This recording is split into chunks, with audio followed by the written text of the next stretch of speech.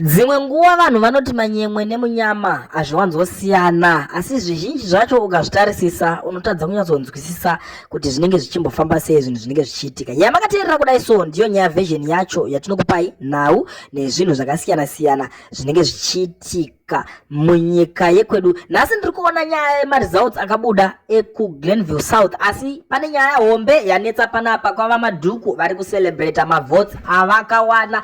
Zvinosekesa, zvinosiririsa, zvinonzwisa tsitsi, asi kana matosvika pano chingotangaiwo nekulaika nyaya version nekuti nyaya dzese dzichange dzichiitika pano dzichakufadzai. So udzai hama neshamwari kuti nyaya kana dzichinge dzatotanga kwanyaya version garai makagadzirira, garai mune data. So panapa vamadhuku vari kubuda vari kutaura maelection zvakaitika, mafambiro azvakaita, ende ivo vari kucelebrata nekuti takatarisa pane vanhu vese ava vakanga vari apa. Ivo vamadhuku ndo yega opposition political party yanga iripo, mamwe ese ma-independent candidate nekuzvitarisa kwandiri kuita according to this declaration form rakabuda nekuzeki. Saka vamadhuku vari kucelebrata zvisingaite, vari kuti the NCA building exercise yielded 77 genuine votes in Glenville South. We are happy with this progress. I thank our 77 voters, our candidate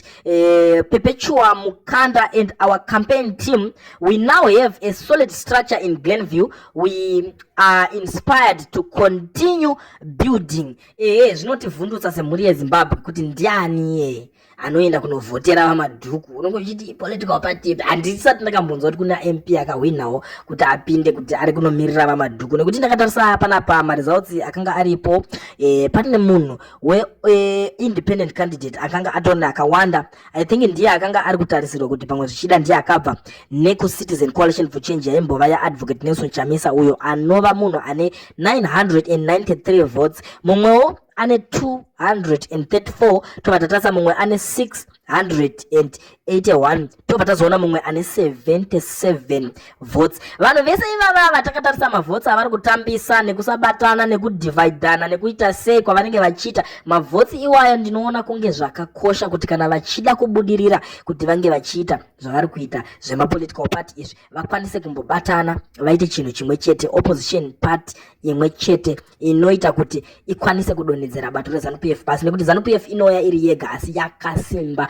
Inotuma vakomana vane maGD6, inotuma vakomana vane maAqua, inotuma vakomana vane mabhasikoro anatungwarara, inotuma vakomana vanenge vachikanda mari yakasiyana siyana kuti vaende vachinobatsira campaign iyoyo. Saka ndosaka zvichizotanga kurwadza marwadziro azvinenge zvichiita mayouth vakasiyana siyana, mastructures, vanhu paground vanenge varipo vachipuwa mari vakaguta vachitenderera. Asi mamwe mapolitical parties aya zvinhu zvakavaomera, even kutoti vaende kunobhadharawo majournalist. ZANU-PF inobhadhara kubva kumajournalist yototaura kuti marketai by election ririkuda kuitwa iri, taurai nezvecandidate yedu. Asi takatarisa vamwe vese vari apapa hapana kana candidate yakambouyawo ikataura nevakomana vesocial media vanomiririra Zimbabwe kuti endai tibatsireiwo timaketewo mafaces edu kuitira kuti vanhu vakwanise kunge vachitizotiona kuti chichi change chichiitika, kuti tibatsirewo kuti tizokwanisa kutaura nevanhu vakanyebera kuti tinoenda paground chete. Asi ZANU-PF yevari kurwisana nayo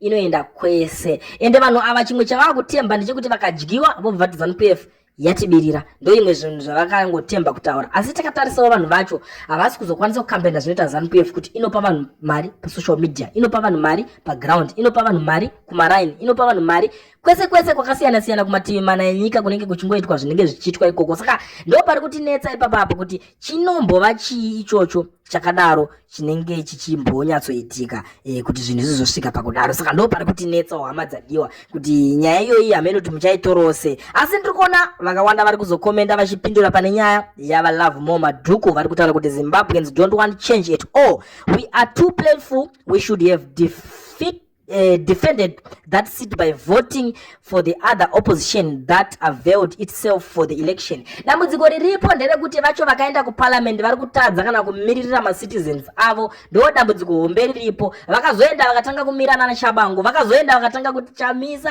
akazodai, vari kuzikanwa vese nevanhu kuti vakabhitira Chamisa. So vanhu vakazviramwa zvekuvhota zvese izvi. vakanyeberwa naHwende kuti isusu tinongowina, tinoita basa paground, saka ndosaka tichiwina paground. Asi zvatiri kuona hatitarisiri kuti ana vanhu vakaita sanaHwende pakanzi paitwa rimwe election pane zvichaitwa zvikabudirira ipapo. Masits aya ekuti achatorwa neZANU PF kana kuti Advocate Nelson Chamisa kana vazovhura political party ndopi vachazodzoka vachitora masits avo back. Ndo imwe nyaya yatiri kuona iri kuitika, ende vanhu ivavava vari kupedza vachapera 1-1 pari kupisa pari kutisiririsa, tiri kutovhunduka zvisingaite. Ndiri kuona mumwe ari kuti zvoni but solid structure with that kind of outcome 2.26% to be exact. Kwanai Mukoma hapana zviripo apa. Mashoko ari kubuda kune mumwe munhu kuti aiwa imboitai musha hapana chamukutaura apa, zvemastructure zvenyu zvacho havisi kushanda. NCA formed in 1997. NCA transitioned into a political party in 2013, 2025, 2013, 12 years. Mwana achiri kungodzidzira kugara. Ari kunzi political party yenyu takaitarisa iri stagnant, haisi kukura, yaane nguva. Munoti mwana akazvarwa kudhara haasisa kugara, haasisa kufamba. Chii chakadaro naye vamadhuku, mashoko ari kubuda kune vamwe. Zvakaoma vedu we. If the opposition in Zimbabwe continues to participate in sham elections, Zimbabweans must take it upon themselves to boycott any election administered by ZEC under the current political confederation. The other option is to beat them up.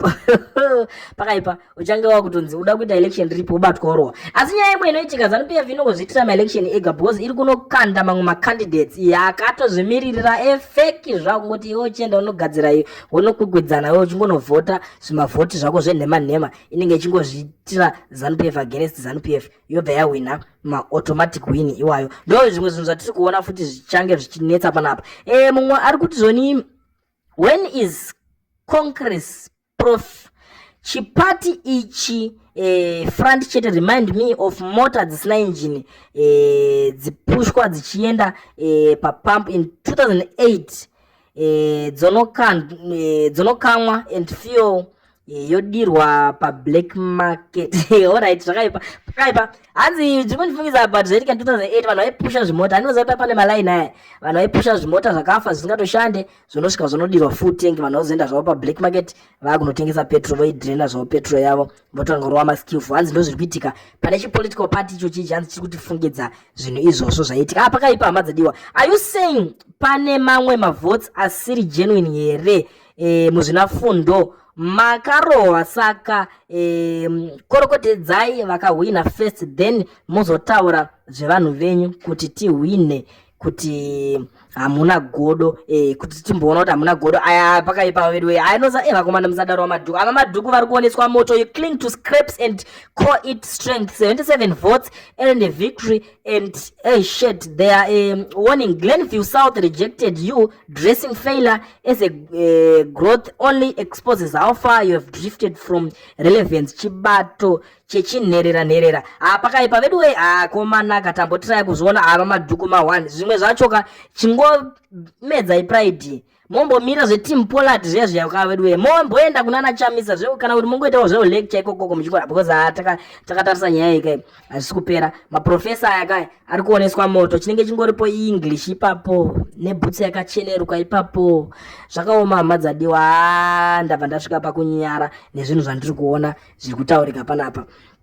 Tikada kudzikadzika nenyaya iyi hatikwanise kupedza zvese zvinenge zvichitaurika. Asi zvandingangokwanisawo kutaura panguva ino ndezvekuti deedzai hama neshamwari dzipfure nepanyaya version, vakwanise kutiudzawo, vakwanise kulaika vachitiudzawo kuti nyaya dziri panapa idzi vari kudzionawo sei. Ndo zvandingangokwanisa kutaura panguva ine. Tell a friend to tell a friend, nekuti inei ndo nyaya version yatinokupai nyaya. Tiudzewo kuti muri kuionawo sei nyaya tiri kubva kutaura nezvayo iyo. Hapanga pakaipa Glenview South hakuna kuda, hakuna kudyiwa rinopisa uko. Zvanga zvakaoma izvi. But ndiudzewo maonero nemafungiro enyu. Ende mobva mandiudza kuti nyaya political party yava madhuku munoionawo sei makaitarisa, nekuti inini ndatombosvika pakutombonyara. Ndatoda kutombotarisa kuti vamadhuku pamwe zvichida munhu wekuti achaita something chinodadisa kana kuti achataura kuti vanhu vekuZimbabwe ngatikwanei handiti ngativhoteranei ngatisupportanei but vari kutobuda vachicelebrata kudyiwa ikoko zvinova zvinhu zvinokonzeresa mibvunzo maquestions chaiwo kuti kana muri kutaura kuti 77 votes motozviti imimi muri kuda kurwisa ZANU-PF mobuda muchinzi ndimi candidate iri kurwisana against ZANU-PF chii chamunenge muchinyatsoedza kuita chaizvo but pashaya kana hwana anyatsovabvunza ipapapa because asi ameno pamwe ndo win yacho iyoyo vanhu vari kutocelebrata because ndo party isina kunyatsovhoterwa nevanhu kutokundwa nema-independent candidate and I don't know kuti why ma-independent candidate aya vasina kuda kubatana kuita chinhu chimwe chete kuti vaenderera kumberi. Dambudziko riripo vanhu vese muZimbabwe vari kutodawo kutonga ndo rimwe dambudziko randiri kutoona riri kuitika asi ZANU-PF iri kukweshana zvisingaite chiti isusu ngatingoisa vamunangagwa chete kuti tirambe tichingotongwa nawo pakaoma ndo nyaya iri kunyatsonetsa saka ndiudzei zvamuri kufunga mucomment section kuti muri kuonawo sei nyaya iri panapa endati ndipfuure nayo ndichikuzivisai zvakaitika pamaelection ekuGlenview South.